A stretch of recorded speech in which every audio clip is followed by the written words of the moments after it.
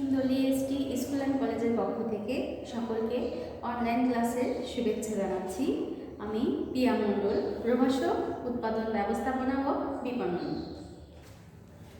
তোমরা যারা নতুন একাদশ শ্রেণীতে ভর্তি হয়েছ, প্রতিষ্ঠান বন্ধ থাকার কারণে তোমাদের সাথে সরাসরি আমাদের দেখা হয়নি। খুব শীঘ্রই তোমাদের সাথে আমরা ফেস টু ফেস দেখা করব বা ক্লাসে যাব, সে আশাই রাখছি।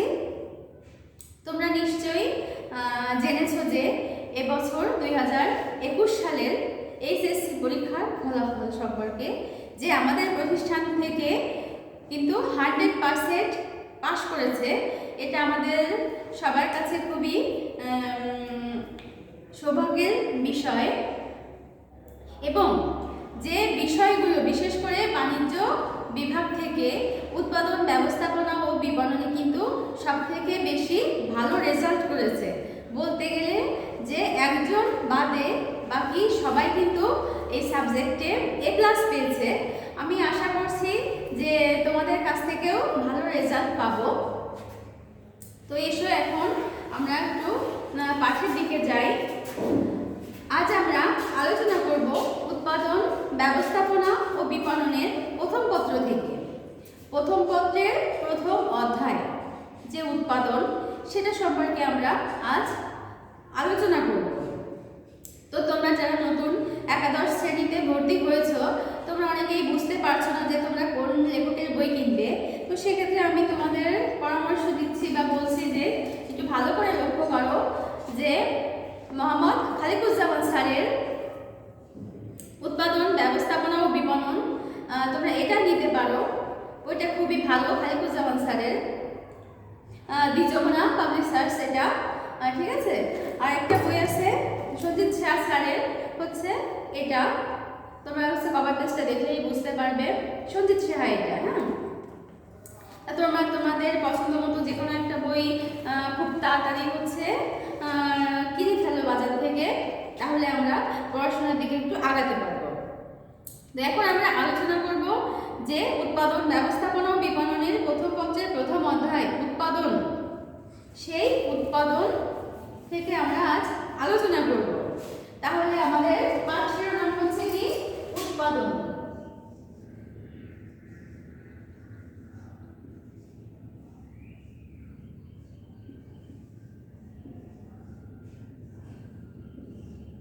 আমাদের পাঠের নাম হচ্ছে উৎপাদন।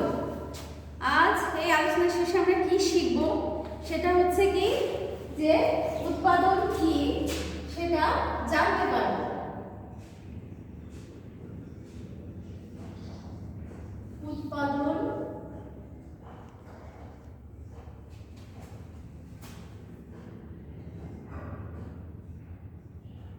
উৎপাদন কি তা জানতে পারবো।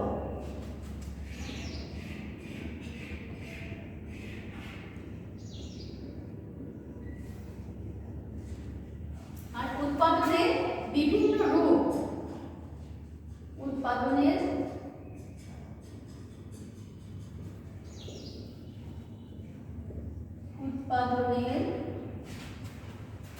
বিভিন্ন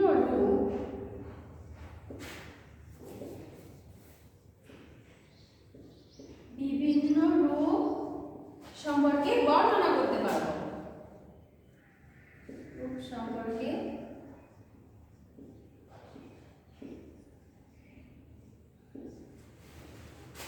বর্ণনা করতে পারবো।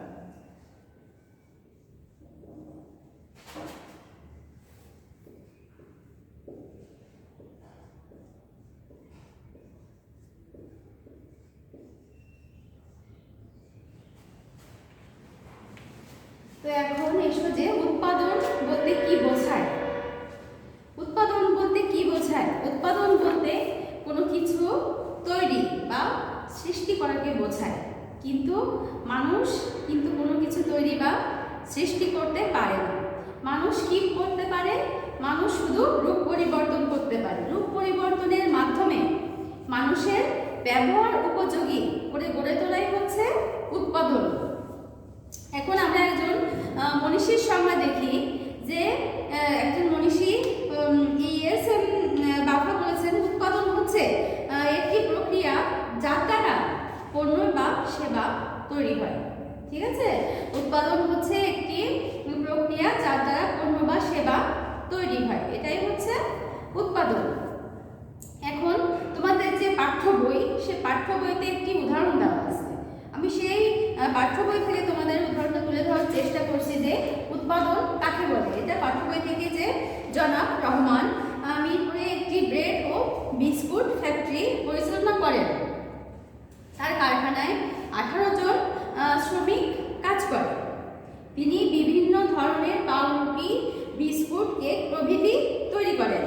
উৎপাদিত এ সকল পণ্য সামগ্রী রাখার জন্য কারখানার পাশে তিনি একটি গুদাম ঘর তৈরি করেন। পণ্য বাজারজাতকরণের জন্য 5টি রিক্সা ভ্যান রয়েছে ওনার। এগুলোর মাধ্যমে তা কর্মীরা বিভিন্ন খুচরা দোকানে সরবরাহ করে। এখানে জনাব রহমান কি কি ধরনের উপযোগ সৃষ্টি করেছে তোমরা কি বলতে পারবে?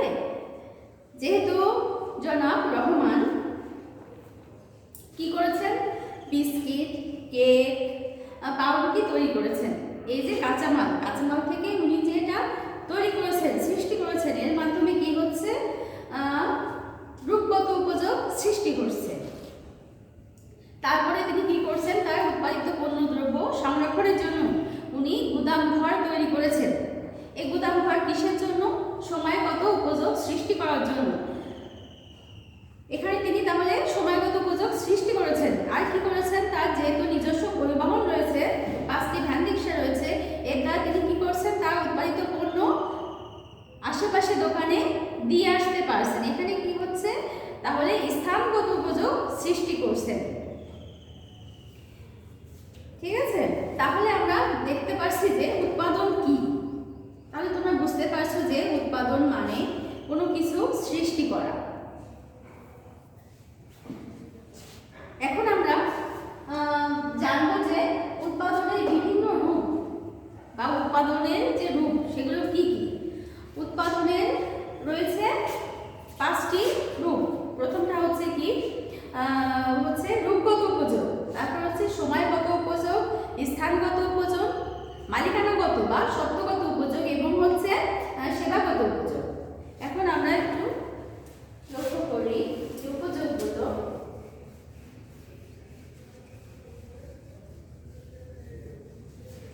প্রথমটা হচ্ছে কি, রূপগত উপযোগ।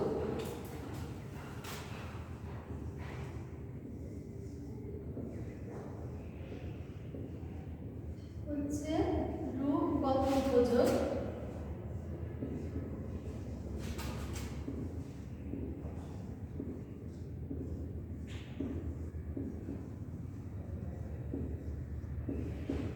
রূপগত উপযোগ।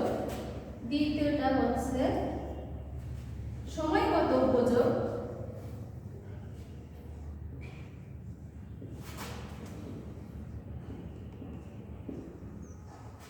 সময়গত উপযোগ।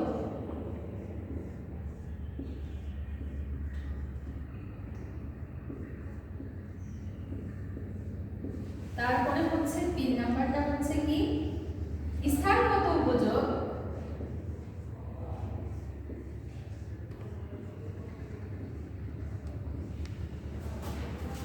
স্থানগত উপযোগ।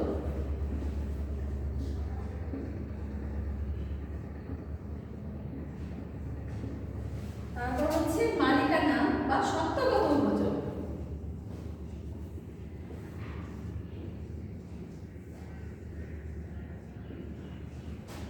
মালিকানা বা হচ্ছে সত্ত্বগত।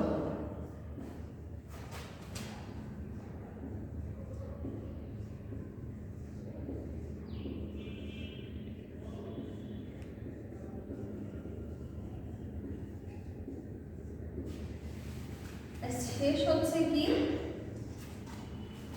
সেবাগত উপযোগ।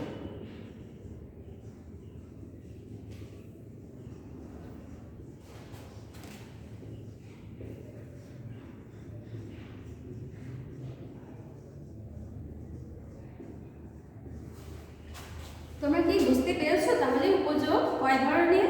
উপযোগ হচ্ছে 5 ধরনের। রূপগত, সময়গত, স্থানগত, মালিকানাগত বা সত্ত্বগত, আর হচ্ছে কি সেবাগত উপযোগ। এই রূপগত উপযোগ বলতে কি বোঝায়? পণ্য দ্রব্যের আকার, আকৃতি বা রূপ পরিবর্তন করে যে উপযোগ সৃষ্টি করা হয় সেটাই হচ্ছে রূপগত উপযোগ। যেমন গম থেকে আটা, আটা থেকে বিস্কিট, তুলা থেকে সুতা, এই সব কিছুই কিন্তু হচ্ছে রূপগত উপযোগের উদাহরণ।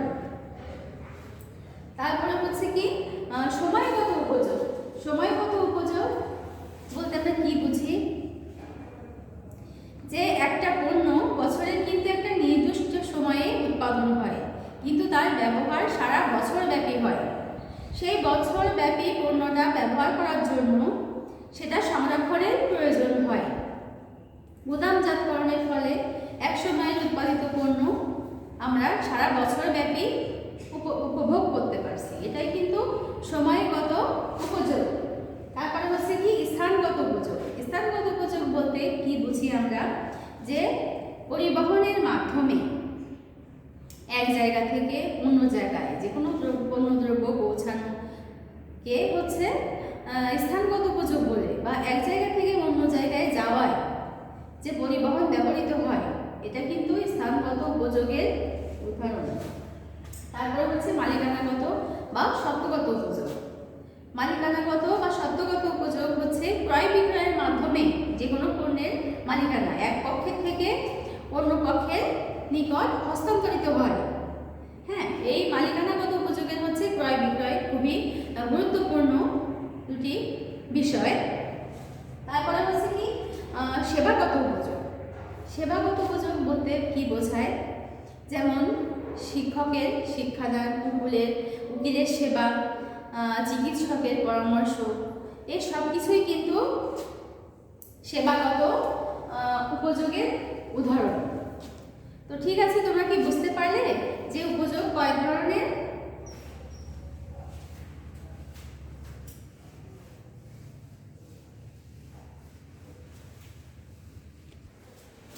তোমরা একটু খাতা কলম নাও, তোমাদের বাড়ির কাজ থাকছে যে এই উৎপাদন ব্যবস্থাপনা ও বিপণনের প্রথম অধ্যায় থেকে কিছু অঙ্ক আছে।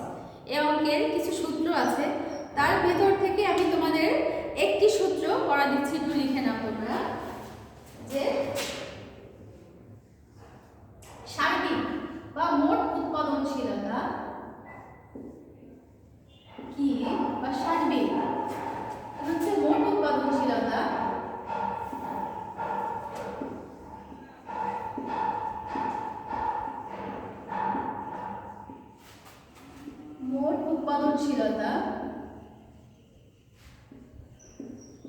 এই সূত্র হচ্ছে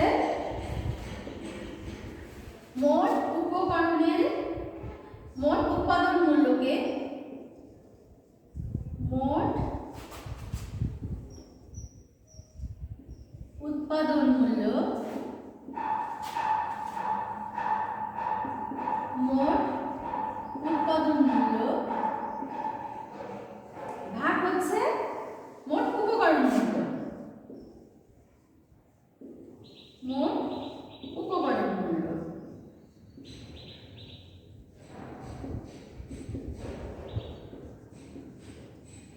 ঠিক আছে, এর প্রথম সূত্রটা হচ্ছে কি সার্বিক বা মোট উৎপাদনশীলতা, অর্থাৎ মোট উৎপাদিত যে পণ্য সেই মোট উৎপাদিত পণ্যকে মোট উপকরণ দিয়ে ভাগ করলে কিন্তু আমরা পেয়ে যাব সার্বিক বা মোট উৎপাদনশীলতা।